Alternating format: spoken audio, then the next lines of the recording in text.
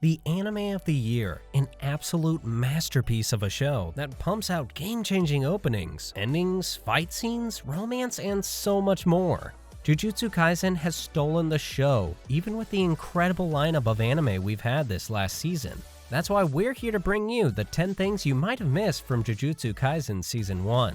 Before we get into it, don't forget to like, comment, and subscribe for more anime content on Wednesdays and our My Hero Academia episode breakdowns every Saturday. Coming in at number 1.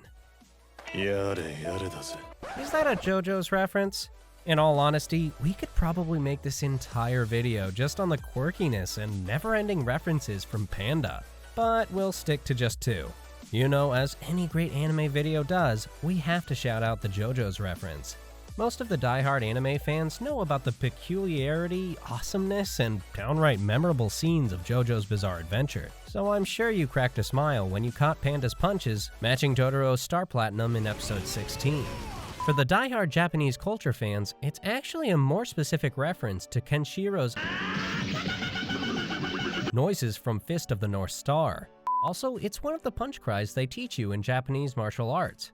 The word itself is translated as a way to call someone's attention to taunt them. Directly, it translates to, "Come on, take this, hey," or "Oi." Number 2, Ijichi and the Waiting Room. This one is for all the Japanese TV show fanatics. Looking back at episode 16, it opened with Ijichi sitting in some sort of waiting room. There were a few peculiar reminiscent features about the room that we couldn't quite wrap our heads around, and it turns out it's a reference to a Japanese TV show called Genojin Kakuzuke Check. The show is usually held after New Year's in Japan, and is about testing celebrities with various options of different items to find those that know the difference between high quality and low quality stuff. Number 3. There are 2 Kamo Noritoshi? In the last episode of the season, we learned one of the most gruesome facts of Jujutsu Kaisen. A woman with a unique genetic condition gave birth to a half-human, half-cursed baby at the start of the Meiji era. As soon as that happened, her own family shunned her because of the unexplainable sudden pregnancy. She fled away with her infant in her arms and escaped to a temple run by history's most wicked sorcerer, Kamo Noritoshi. He forced her to have 9 pregnancies and 9 abortions, but it's still unclear if he tortured that woman himself or used cursed spirits for his experiments. Interestingly enough, Kamo Noritoshi is also the name of the third-year student we saw butting heads with Todo in the Kyoto Goodwill event. While this could just be coincidence, it's highly likely that there could be some sort of connection given Gege Akutami's incredible story writing. Number 4. Nanami's recommendation. Who is Ino? During the Mahito arc in episode 12, Nanami is seen next to a new character that doesn't appear again for the remainder of the season. A man named Ino assists Nanami in dealing with the transfigured humans created by Mahito. When Nanami leaves to help Yuji, Ino expresses his worry that there's a lot of cursed spirits, but quickly changes his attitude as soon as Nanami suggests he'll take on the recommendation to make him a grade 1 Jujutsu sorcerer. We still haven't gotten a chance to learn about who Ino is, but we're fairly certain of him being an absolute powerhouse considering he'd be acquiring the same rank as our favorite crybaby, Todo.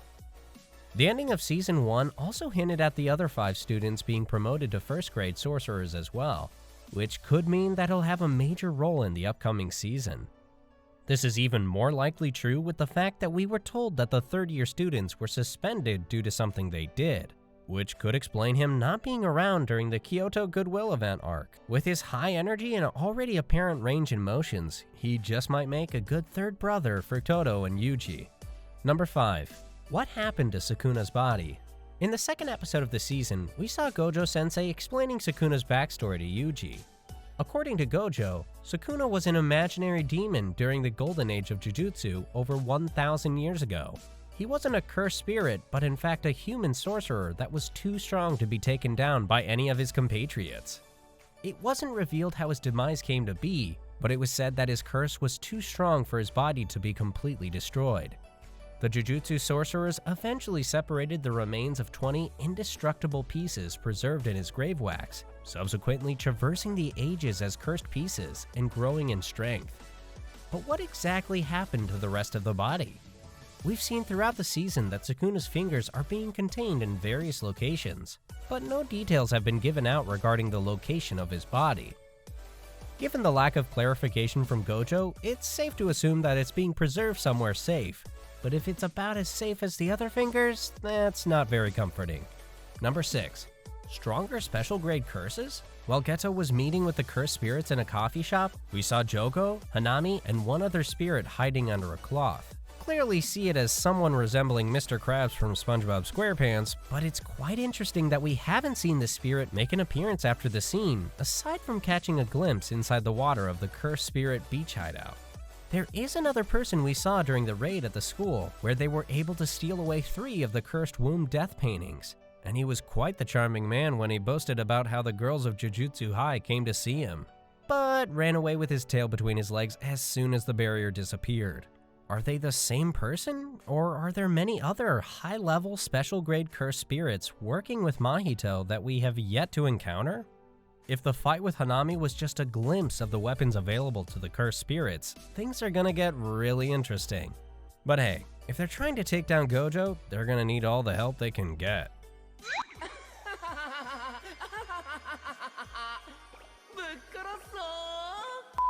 Number 7. What's the relationship between Gojo Satoru and Megumi's dad? One of the best Gojo scenes from the season happens in episode 23, when we see him trying his best to come off as a friendly person to Megumi, but ending up doing the complete opposite as we learn more about Megumi's past. It was revealed that Megumi's dad was a member of the Zenin clan, and left them to settle down with Megumi's mother. It's still weird that he ended up running away with Sumiki's mother and leaving his child behind, but there must be a good reason behind this considering how intense the Zenin clan is. The tone in which Gojo talked about him clearly highlighted the fact that he respected and saw the potential in Megumi to be a skilled Jujutsu sorcerer. But this seems like an odd thing to do if he'd never seen the child in action. Saving him from being sold off to the Zenin clan shows that there's more to meet the eye with Gojo and Megumi's dad. And considering how Maki is trying her best to shake up the Zenin clan as well, we're hoping to see Megumi's dad make an appearance in the upcoming season. Number 8. A Kung Fu Panda movie reference? Throwing it back to episode 16 once again, you definitely can't say Po didn't cross your mind when you watched Panda, who was not a panda, whip out his kung fu style. If you miss the similarities, you can see a bunch of his moves throughout the fight scene in the forest. But one of the most obvious ones occurs around the 9-minute and 50-second mark if you're watching on Crunchyroll, where he sends his enemy flying with the power of his butt, just like Po. Aside from this, you can see some spin moves, kung fu kicks, and others all throughout the scene that are reminiscent of the Kung Fu Panda style. Number 9. Did Nobura use Black Flash?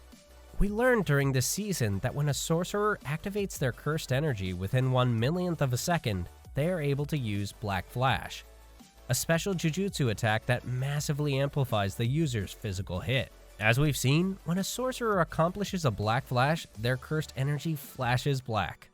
In the last scene of the season, we get a very charismatic scene of the Nobura and Yuji duo attacking simultaneously in their battle against Eso and Kuchizu, but it was interesting to see Mappa animating their blue cursed energy seconds prior to that scene, and it's suddenly turning into a black/red impact. Which could mean that both Yuji and Nobura landed the Black Flash at the very same time. If this is true, how long will it take for them both to acquire a domain expansion? Number 10. Is Gojo Satoru going to change the world? We never see the calm and cheerful Gojo sensei ever really showing the slightest signs of anger throughout the show, apart from a single scene from episode 6. We received a great monologue from Gojo sensei, where he made his feelings towards the elders of the Jujutsu world clear. He called them fools who are good for nothing and are stuck in old age, but said one day he will change the world with his new comrades. It's interesting to see how he called his students comrades here. He sees them as allies, and it's clear that he has plans brewing in the background, as he always seems to be MIA at the worst possible time, leaving his students in life or death situations. We saw his hands shaking when he realized Yuji won't be able to see that for himself, and if he didn't come back to life, we might have seen the dark side of Gojo already. At the end of the 21st episode, we saw both the principals talking about what they should do with Gojo. Principal Gakuganji asked Principal Yama to do something about him first before anything else. This shows that they're both aware of the fact that Gojo is doing something big. The following scene of Gojo walking over a group of ants as he laughs from seeing Todo get hit in the face was the perfect symbolic representation of Gojo's plans, as it is revealed that he didn't hurt a single ant as he walked over them. It represents the fact that though Gojo may plan to topple the current system in place, he'll be making sure that no one is harmed in the process. Bonus fact: at the end of the 21st episode, we see Principal Yama regretting his past decisions in a frame of Geto. He makes it clear that he isn't happy with how he dealt with his former student in the past. But something really caught our eye here. In this scene, Geto doesn't have any stitches on his head, which is one of the key characteristics of his appearance in the present time. We're pretty sure Geto was a victim of some sort, as all villains are in the anime world, and considering how he looked the same in the trailer for the upcoming movie, we're bound to find out how exactly he got those stitches on his forehead. We know it's a long wait for the next season of Jujutsu Kaisen, but we hope you enjoyed this video. We post weekly anime content on Wednesdays and a My Hero Academia episode review on Saturdays, so don't forget to like, comment, and subscribe if you enjoyed the video.